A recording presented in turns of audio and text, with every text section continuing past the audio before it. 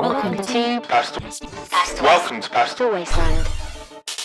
Welcome to the Pastel Wasteland podcast, your home for indie horror news. I'm Rob. And I'm Bri, and here is a look at this month in indie horror. So we're going to start off with a strong one. Production company Wagyu Films are gearing up for the release of their indie horror film, Older Gods, which is currently on the festival circuit and releasing later this year. It's described as a Lovecraftian descent into madness. The synopsis is as follows. After the disappearance of his troubled friend, American Chris Rivers travels to the remote Welsh countryside to investigate what happened, leading him to a dark apocalyptic cult. I don't know about you guys, but this is right up my street, and you can visit the website at oldergodsmovie.com to see a really cool behind-the-scenes featurette, as well as the trailer and a link to the Making of podcast with Gerald Buckfield, who recorded the sound and composed the soundtrack. Some really exciting stuff going on with this film, so check out the website and the link in our description, and just show this some support for the Wagyu Film guys as well. I went to the London Horror Society Indie Horror Mixer earlier this week and met director Holly Causa and producer Neve Parker Whitehead, who are currently funding for a short film called Behind the Screams. I like what they did there. Behind the Screams takes place on the set of a horror movie, and the synopsis is as follows. While filming in a historic London pub, a director is tormented by more than spirits as she is confronted with the realities of being a woman in the film industry. Inspired by the creator's real experiences of being women working in film, the crew have an ambitious funding goal on Greenlit and would love any support in making it happen. I had a really awesome night speaking to Neve and Holly, and it's clear they're going to go on to huge things in the very near future. So it's well worth showing your support, whether on the Greenlit site or via the social links in our description. And our final piece of news for this month is that a new horror anthology book called We're Here will be coming out in June. All proceeds will go to the Trevor Project, which is an American non-profit which provides 24/7 crisis support services to LGBTQ young people. And here's some more information. For the marginalised and oppressed, the expression of dread varies greatly. There has been no safer place than art to communicate such powerful thoughts and feelings. And never have these voices been so embraced as in the horror genre, hence the existence of this important book. We're Here, an anthology of LGBTQ horror, is comprised of 12 stories.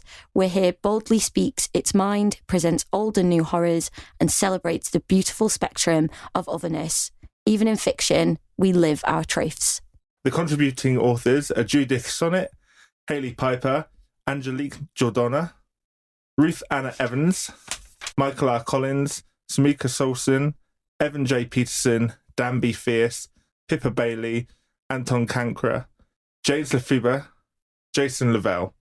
The book will be available on Godless and Amazon on June 16th, and I can't wait to get hold of a copy. Fab. Right, so let's move on to the film that we're looking at for this month. So obviously we received this film because we opened up our submissions. Is that correct? Yeah, so we are quite aware that, like, for the first 2 episodes of our indie horror podcast, things weren't quite so indie. We were liars. Yeah, but we're not going to be liars anymore, dear listeners. We're going to be truthful people. Mm-hmm. True to our word. True to our word, true to our concept. And I guess that's where Slashlorette Party comes in.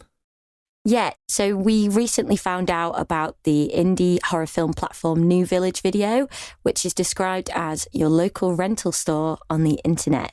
So New Village are passionate about cinema and committed to bringing you the very best in modern grindhouse, art house and indie genre films from around the world. We chose to look at a 2020 film called Slashlorette Party, which brought all the campy 80s horror vibes we never knew we needed. Yeah, the synopsis is as follows. A bride-to-be is taken to a woodland cabin for a bachelorette party, but little does anyone know that she really doesn't want to get married anymore. This would have made for an awkward weekend if it wasn't for the masked maniacs showing up and killing the guests. So, like, I feel when I want to talk about a film like this, I just want to spill everything. And I'm like, oh my God, this is what I love. This is what I hated. This is what I really want to talk about. But I think we'll try and be a little bit structured for people that haven't watched it. This won't be a spoiler-free review. So if you did want to watch it first, obviously do that and then come back to hear what we thought about it. Fab. So what was your favourite scene? Okay, so I think it's like worth saying first, I love a camp kind of slasher. I feel like all slashers are a bit camp, like especially the ones made in the 80s. And if I'm thinking back to like my favourite scene, so I think for the purposes of answering this question as well, so you've got the bride whose name is Brie, like the cheese. And you've got this kind of hugely arsehole husband called Dolph. Like Dolph's a real arsehole name. Dalton, and then everyone called him Dolphin for a little bit. Yeah, I thought it was Dolph. Delton, Delph. Yeah. We'll call him Dolph. Okay. Dolph like dolphin, but definitely not the same kind of vibe as a dolphin because he's just a complete Dolphins are mean. Oh, really? Yeah, dolphins are dead tight. Oh, well, maybe he does have the same personality as a dolphin. Yeah. Maybe that's where the name came from. Maybe. Oh, my God.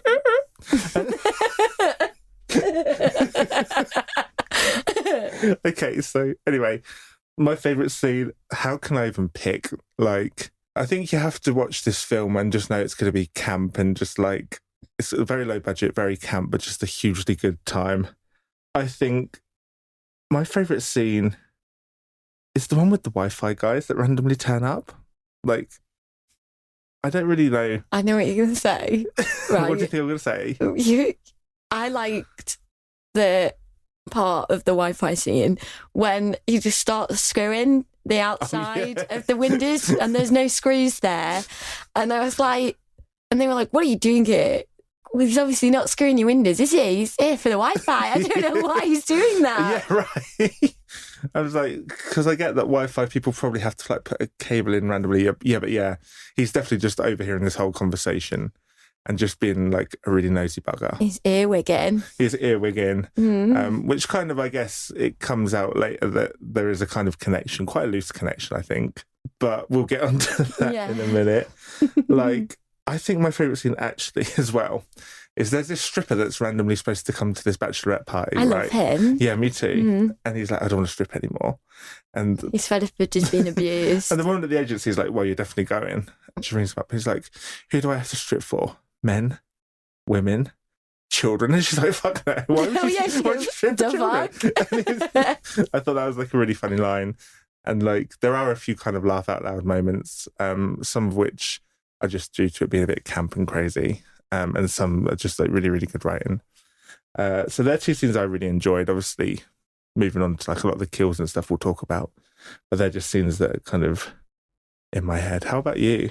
I really like the accidental like snuff film that is in a random part of it. So basically they find a camera and it's all a bit, you know, two people get a bit frisky. Like they get distracted from something that they're going to be doing, possibly searching for something. Yeah. And basically he accidentally makes his own snuff film. For a little bit. And I thought, oh, that's funny. That was it. Yeah. Because this woman really wants to spin the camera and she's like, oh, like being really cheeky, like, oh, no, don't film me, but film me. Yeah. And he just wants to obviously get laid. And is chasing her through this really weird haunted forest with this huge 80s camera. Mm. And I mean, you know what happens? It's very very telling. Very telling. Someone becomes slightly naked and then dead. I think the stabby, like, machete kill is probably arguably one of the best kills. I think so. Do you know, I was thinking back to the kills today after watching it yesterday, and I was like, why do so many people lose their arms? Like, a lot of people have their arms cut off. Yeah, I think the scariest kill that I'll be honest, like the whole film I never thought that I'd be scared. No. But do you know when they slowly stab, might be the best man or it might be the only nice guy in it, and he slowly forces the knife into him on the floor. Yeah. I was like, oh, I actually did oh God, that's awful. I don't know why. I know what you mean. You kind of put yourself, even though it's laugh out loud practical effects and like weird plasticky stumps.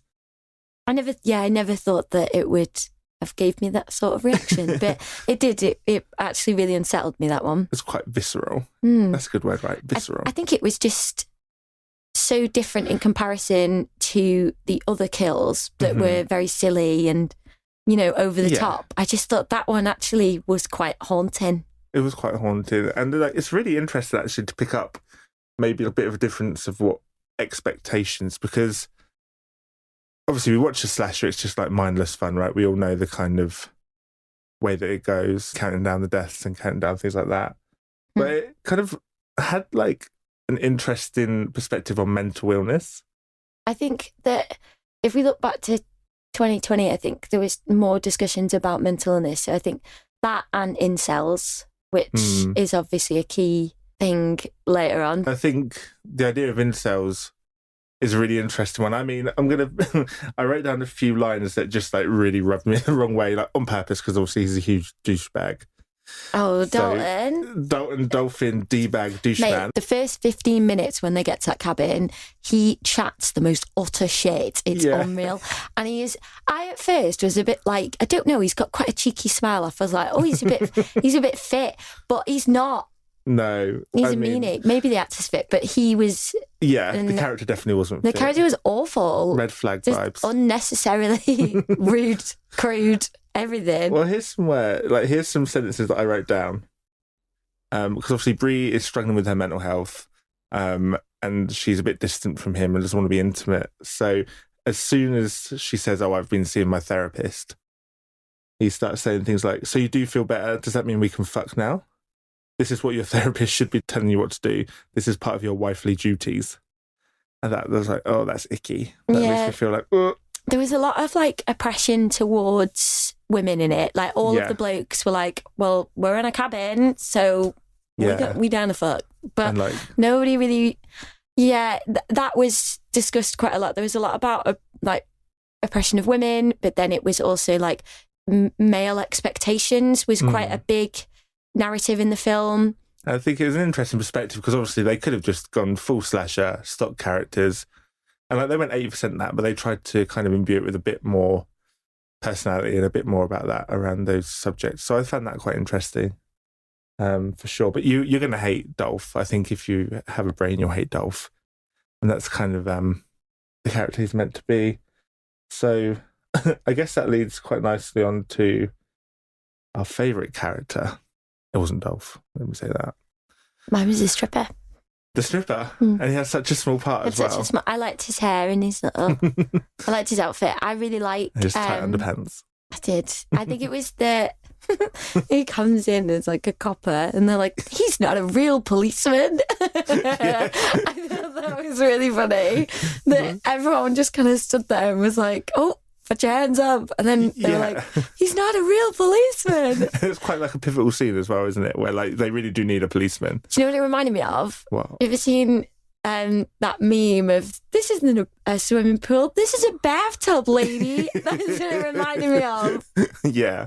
I think, I really like the stripper as well. I think in terms of the main characters, there are a few which were definitely just like there to be killed. What, the three friends that were already at the cabin? Yeah, the three friends were already at the cabin. There's that one girl who's like randomly tried to get off with Dolph later in the thing. She was his side bitch. He references her at the... Oh, yeah, the side bitch earlier on. He's like, I got a side bitch. She's like, you give great head, but you're not a wife material. And she's like, well, I'm going to tell her. And he was like, no. No, don't do that. No, don't do it. Visit pastelwasteland.com to join our email community. We are building exclusive content that will be delivered straight to your inbox twice a month. No spam, no hard sales, just exciting indie horror content, news and interviews, plus giveaways and exclusive extras. Only available in your inbox. Join us now and open a whole new world of indie horror. Do you know who I actually thought was quite iconic? Mm-hmm. Is the therapist. Yeah. Like, I didn't realise she's played by an ex-porn star as well, which I thought was really funny in real life. What a legend. I know. What a fucking legend. She's gone from porn to 80s slashers vibes, and I really loved that. And to start with, I was thinking, why is this woman overstepping the line so much? In all of their meetings, she's like, yeah, just dump this man, blah, blah, blah. Getting really into it. If my therapist overstepped the line like that, I'd be a bit like, oh. Yeah, she was like for the girlies, wasn't she? She was like, leave him, bestie. Yeah, and then turned up and was like, I'd do anything for her. She's a great person. Like, she's my best friend. And then by the end, that's all kind of flipped over when she's actually... Do you think it was like very Jason Voorhees' mum vibes? Yeah, I think so. My boys. That was one of my favourite lines, actually. I totally forgot about that line when she goes, they are my patients and also... my boys. Yeah. I was like, yes, what a line delivery. No, I love that too. So she was definitely my favourite character.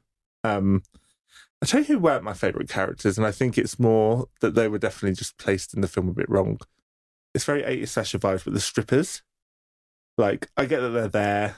Like, you're going to have a bit of nudity in these kind of films, like 80s vibes. But I feel like just as the story was getting going a little bit, it cut back to, like, the strippers just, like, in the shower bouncing their bums. They were just naked. There was just I thought there's a lot of boobies, there's a lot of ass. And it's definitely, do you remember the unreleased back of like video shops or DVD shops where you could rent the really indie stuff? Like I watched Maniacal and I used to be obsessive, like proper like old school video nasties with a lot of sex and gore. Yeah. It was very much like that. So if that's what you're into, like really silly, obscure, kind of shocking dialogue and loads of boobies, you'll love it. Yeah. I think I'm just going to go through and, because you said about dialogue, I think I'm just going to read out a few. Yeah, go ahead. Just to give you a bit of a flavour of like the dialogue and what you can expect. You want to fight me for a bro? Oh, do you remember when he was like, fam? Fam. Yeah, you bro. Want to fight me? You want to fight me for what else? If you do something to embarrass me, you will regret it. Slap. Oh, yeah, he was like threatening the whole time, wasn't he? Yeah.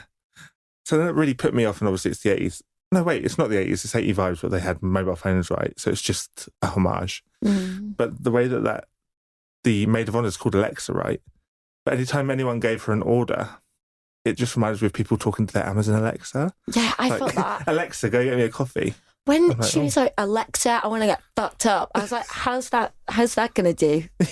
I did, there was a couple of times when she was shouting Alexa. Alexa, I'll be honest to her, was one of the girlies because when they were all, her two best mates, she chose them very, very well. I thought they looked really similar as well. Like when they were snogging, I was like, oh, I thought they were the same person. But basically Alexa is at the table and sticks up for her and is like, don't even talk about her. And it's like, don't let anyone gossip about your best mates when you're there because...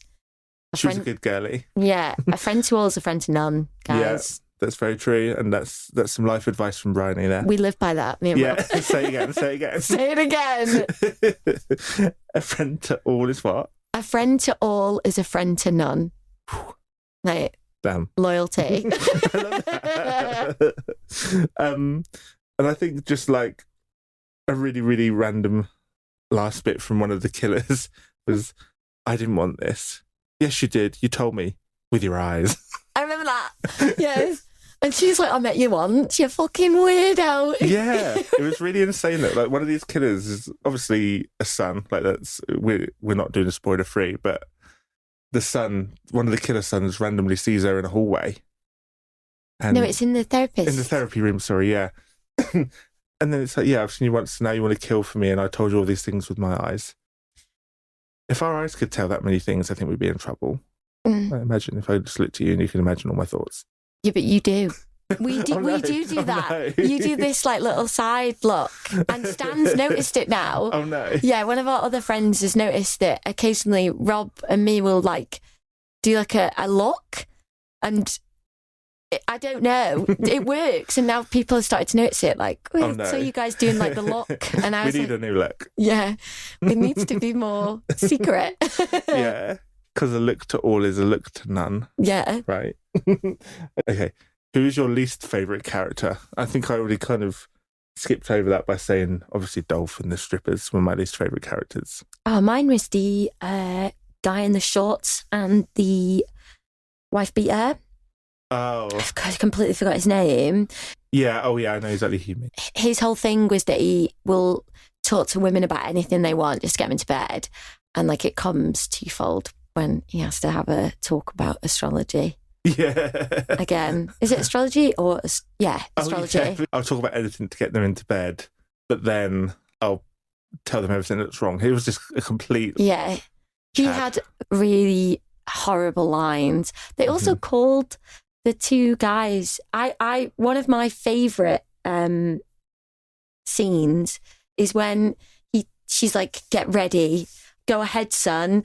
And he takes off his full boiler suit. And, oh my God, he's going to abuse them or something. But he doesn't. He's then like, hi, my name's Dave. Yeah. I like cuddling on my couch with a I thought hard that cup was of a really good cocoa. scene. I really like that scene. Because you expect him to take it off and have like a killer suit or something, like Yeah. killer vibes, and he's just got a tuxedo. He's like, right, I'm going to be like a good man. Yeah, he's speed dating. Speed dating in an incel kind of way. Yeah. I was going to say, did you see the ending coming? I think the ending's quite polarizing from what I was looking at. No, I didn't get it as well when she woke up from the dream. I really struggled with that part of the storyline. And like, I remember the therapist kind of foreshadowed it by saying that she really was kind of like selfish and things. And I think you're rooting for her for most of it, but she then kind of does make a bit of a horrible human decision, I guess. It might be like a more realistic thing. I saw it kind of as, so again, go watch it if you haven't seen it, because this is the last time I'm going to say that these are spoilers. The fact that she still ends up, after all of that, still ends up with Dolph, it kind of gave me the feeling of when people just can't escape their partners, like however horrible they are, however like how much shit goes down, they can't escape their partners. And so I found it quite a sad ending. I find it quite sad, and I think she's not her true self in the sense of, I think she openly says at one point that she's a lesbian. Yeah. Yeah, and it's like, oh, that's probably why you're not sleeping with her, babe. Yeah, it's like those tools are not doing the job. Yeah, it's like he's just not getting you going. But yeah, I did struggle with bits of that, and I think it sounds awful, I think I wanted a happy ending for the other killer. The other killer. Yeah, I did a little bit. Yeah. Bless him, he didn't want to do anything. No, he just wanted a date. Little girlfriend. Yeah, he did. Oh, it was a bit weird when Dave was like, I want the little one. I was like, hey, why is he saying it like that? Fucking weirdo. And he's like, if I don't get the little one, I'll have the redhead. It was fucking hell, all right. That is the chain of like what he's into. Yeah. I want the little one first, otherwise redhead, otherwise I guess I'll go for Brie. Yeah. Nobody wanted Brie. Nobody wanted Brie. Like, yeah, none of the killers wanted Brie, but all of the other people did. It was random. It was complex. I didn't see the ending coming either, and I thought it was a bit sad, definitely. So, what did you think about the cheese factor? I love the cheese factor. Yeah. There was a line in it as well that was, oh my God, he looks like Jason Myers. And I remember seeing a film called Maniacal, which is also a similar vibe of like that like cheesiness. It's got the girl next door from American Pie in it, you know, the exchange student, she's in it. And her friend also does that thing where she's like, Jason Myers. And I don't know, I just find stuff like that, like that little trope where it's like you don't know the names of the killers. I don't know, I find that hilarious. I think it's great. Yeah. That's one way to, yeah, I think like I'm into like two types of horror film, either like really serious, like really kind of like gross or deep. Like when we saw Infinity Pool, like it was kind of gross and deep. Didn't really make much sense, but it was like full on like, ugh. You love body horror, don't you? Yeah, like body horror and all that kind of thing. And then on the other side of the scale, it's just like camp, ridiculous, low budget. Like, I don't know. I think we should have definitely watched it together as well. Yeah. Like we watched it separately because our schedules, like that makes us sound super popular and like so busy people. Yeah, just life. But I think it's definitely the kind of film that you'd want to watch with friends. Yeah. Maybe with a few bevies.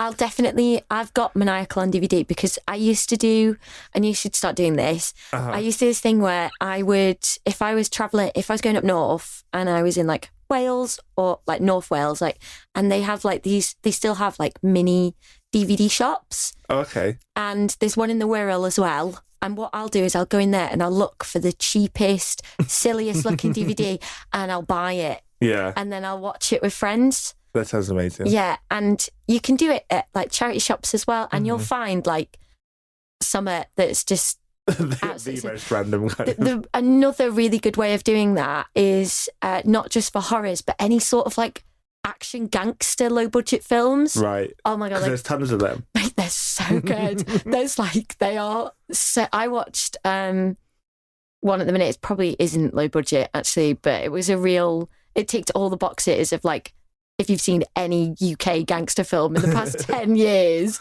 or 20 years. And it's called Avengement, and that ticked every box. Avengement. Okay. And it's got guys in it from Lock, Stock and Two Smoking Barrels, Rise of the Foot Soldiers.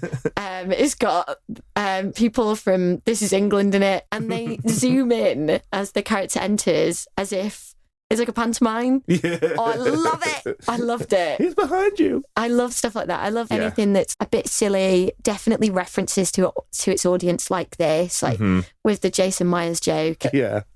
It is a really, really good time. And like, I'd recommend it, as I say, in that setting, especially just with friends. And the good thing about New Village Video as well is that you can just stream it straight off the site for a few quid. And yeah, I think it would just be a really fun thing to maybe watch with friends. If you're in a silly mood, something that's just kind of really, I guess, relaxing. It's one of those like comforty kind of horror things. There's no real threat because... No, I mean, apart from the slow stabbing. The slow stabbing really freaked me out. Yeah, that's awful. Threat, so. But also, like, I think if you're gonna rent a film, definitely do it off these smaller platforms that have got a paywall. Yeah. These gated sites as well, like, probably are helping a lot of indie creators to get money and get their films seen. So definitely just have a look through and see if there's anything that catches your eye. Yeah. As I say, hopefully we'll have the New Village Video people on when we start doing interviews. We'll have a little chat with them and we can learn some more about it as well. Yeah. I think that would be fun. And cheeky little request here. If anyone does want to hop on for a chat, anyone in the horror community, we usually do this at the end, but I think it's worth saying here as well, that if you've got a little film or if you're in a horror project or doing anything like that, definitely get in touch with us via the links in the description, because we'd love to have you on and talk to you about your horror stuff. Yeah, we record in a studio now, so... Yeah, we were recording in a studio, so if you're local to Portsmouth, you can hop on in. Yeah. Or we have a setup where we can actually do remote interviews, well, instead of kind of fumbling with our technical issues, because neither of us are technical. Shout out to South Sea Sound for actually being technical. Yeah, Andy's a legend. Andy's definitely a legend. So that's Slashlorette Party. We will leave the link in the description to the New Village Video website, a direct link to Slashlorette Party, so you can have a little watch with the girlies and the friends. And then, yeah, so let's talk about quickly anything else we've been doing in the horror world. What have we been doing? What's your new obsession? I've got a couple. So there is a new ARG on TikTok at the minute, and it is called A Need for Steve. And it is Steve was hired by this kind of aloof company. It's all a bit strange. A lot of it is redacted when he shows his contract. Don't really get the ins and outs of what his role really is, but he basically just has to talk about any abnormal things that are going on in the complex that he works at. Right. After a while, we start to notice there's a couple of creepy things that start coming out of the shadows and appearing in hallways and spectres and things that you don't want to see if you are a fan of the Backrooms or liminal spaces or anything like that. And at the moment, he's actually missing. Oh. So Steve.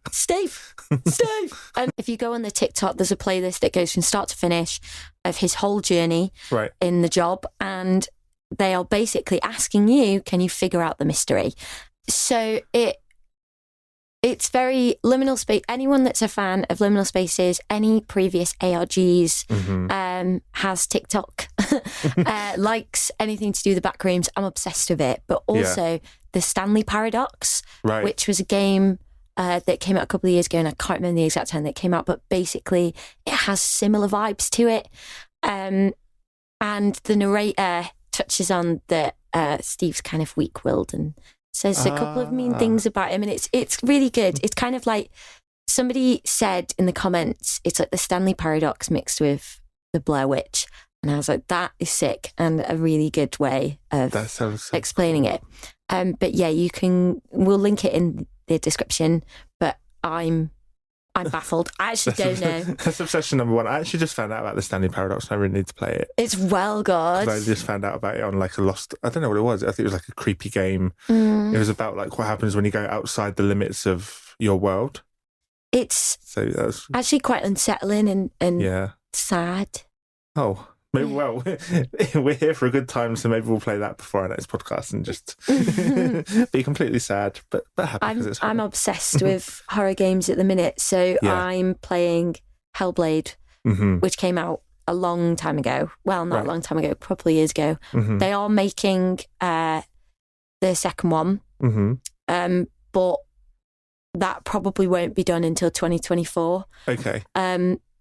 So if you have to wear headphones, all of the whispering and the sounds go all around you. It's really atmospheric cool. And it's gorgeous. Yeah. I really like it. I'm obsessed with it. What platform is it on? I'm playing it on an Xbox Series S and it's on Game Pass, so it's free if you have Game Pass. Okay.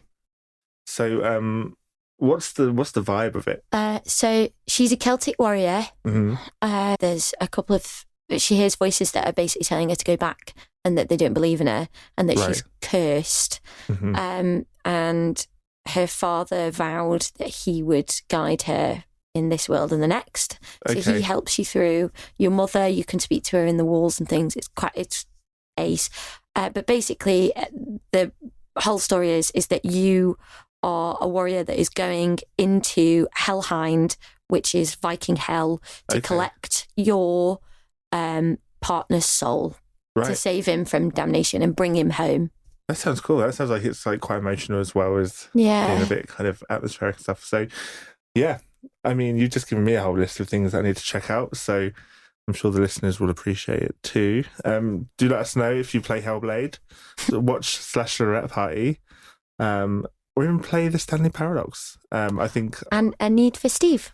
A Need for Steve, yeah. I mean, that's definitely top of my list. I'm obsessed with liminal spaces and back rooms. I love there's something comforting about that. I think we should do a liminal space episode one day. Mate, empty churches, anything, like just... Empty hospitals. Oh, no. I like, me and one of my other friends have started sharing like weird videos we've been finding as well. One of them's an AR one. Oh, okay. Yeah. And there's just, that's also like really spooky and scary, that like it's a simulation. Oh, yeah. Well, hold that thought. I'm sure we have more of that kind of things to come. I'd love to talk about more like down that road. That is when I will not stop speaking because I'm obsessed. Yeah, you're obsessed with AI at the minute. I'm obsessed with AI. I'm obsessed with liminal spaces, and like if they come together, then like wow, I will not stop. Okay, well, we're actually off to go and watch The Evil Dead today. Go Bella Italia. We'll go to Bella Italia and Evil Dead. It's like a date night. But yeah, please do get in touch with any of your horror news, any of your horror finds, and if you're working on anything, we'd love to give you a shout out. And don't forget, we also have our emails that go out twice a month. So if we can't fit you on the podcast 1 month, but you need to get some news out, get in touch. We're available on all social platforms, all linked in the description. And yeah, goodbye everyone. Bye.